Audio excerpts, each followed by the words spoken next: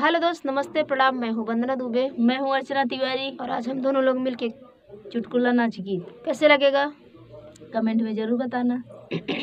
करेले की चटनी बनाई बलम जी को मीठी लगी। करेले की चटनी बनाई बलम जी को मीठी लगी।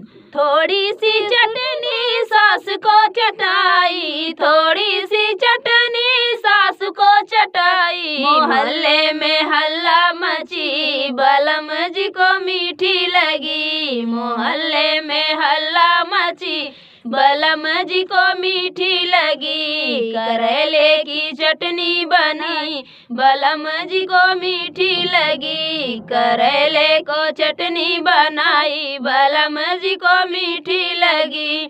थोड़ी सी चटनी जेठनी को चटाई, थोड़ी सी चटनी जेठनी को चटाई। जेठनी से झगड़ा मची बलम जी को मीठी लगी। जेठनी से झगड़ा मची बलम जी को मीठी लगी। करेले की चटनी बनाई बलम जी को मीठी लगी। करेले की चटनी बनाई बलम जी को मीठी लगी।